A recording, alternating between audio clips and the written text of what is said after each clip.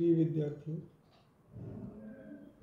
पिछले 2 वीडियोस में हमने हिंदी साहित्य के इतिहास की परंपरा के बारे में पढ़ा था। अब हम इस नए वीडियो में हिंदी साहित्य का काल विभाजन और उसके नामकरण के विषय में चर्चा करेंगे। हिंदी साहित्य में जो काल विभाजन हुआ है उसमें मुख्यतः 2 प्रकारों का अनुकरण किया गया है। पहले प्रकार में हिंदी साहित्य के संपूर्ण इतिहास को 4 कालों में बांटा है: आदिकाल, भक्तिकाल, रीतिकाल, आधुनिक काल।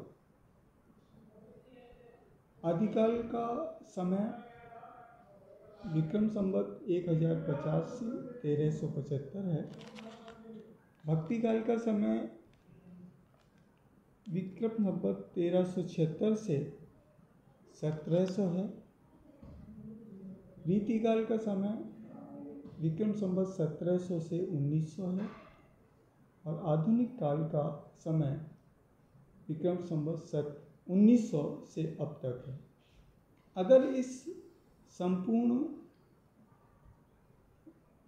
काल विभाजन को ईस्वी सन में कहें तो आदिकाल का समय का आरंभ 1000 ईस्वी, भक्तिकाल के समय का आरंभ 1325 ईस्वी, रीतिकाल के समय का आरंभ 1650 ईस्वी और आधुनिक काल के समय का आरंभ 1850 ईस्वी है। ये एक प्रकार है काल विभाजन का। काल विभाजन का दूसरा प्रकार, हम जब पूरे हिंदी साहित्य को 3 कालों में विभाजित करते हैं, जिसमें आदिकाल, मध्यकाल और आधुनिक काल, इस तरह से विभाजित किया जाता है। और ऐसी स्थिति में फिर मध्यकाल के पुनः 2 भाग कर दिए जाते हैं, भक्तिकाल और रीतिकाल।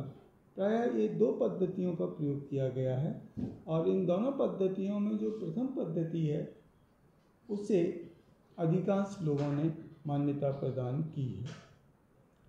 इसी प्रकार नामकरण भी एक समस्या रहा है।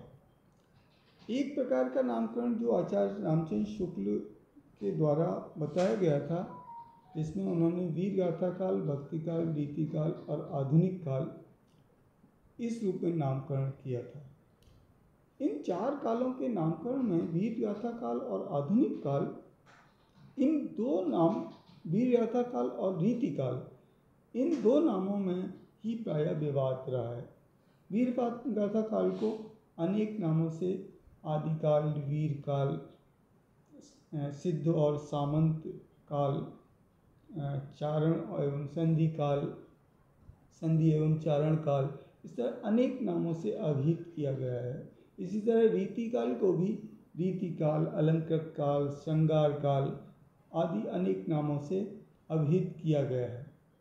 वीरगाथा काल नाम को आचार्य रामचंद्र शुक्ल ने दिया था, लेकिन इसके विरुद्ध मोटी मोटी जो आपत्तियां हैं वो 2 आपत्तियां प्रमुख हैं। एक आपत्ति तो ये है कि इसमें जो रचनाएं हैं, आदिकाल में जो रचनाएं प्राप्त होती हैं, वे सभी वीरों की गाथाएं नहीं हैं, अर्थात वीर रस प्रधान रचनाएं नहीं हैं। इसलिए आदिकाल वीर गाथा काल नाम ठीक नहीं है। दूसरी बात यह भी है कि वीर गाथा काल का जो नामकरण वीर गाथाओं के रूप में है, तो उसमें आचार्य रामचंद्र शुक्ल ने जिन रचनाओं का उल्लेख किया है उनमें कतिपय रचनाएं अप्रामाणिक सिद्ध हुई हैं, कतिपय रचनाओं की प्रामाणिकता संदिग्ध होने के साथ साथ उनमें वीरों की गाथाएं नहीं हैं। दूसरी बात, कतिपय रचनाओं का केवल नाम उल्लेख है। जैसे हमीर रासों की हम बात करें तो प्राकृत पेंगलम में उसके कुछ छंद मिलते हैं। जयमेंग चंद का, जसमेंग चंद का, इसका केवल राठौड़ा की ख्यात में उल्लेख मात्र मिलता है। तो ये सारी वीरगाथा काल, जबकि आदिकाल जो नाम है वो एक निर्विशेष नाम है और हिंदी साहित्य के प्रारंभ की हमें सूचना देता है।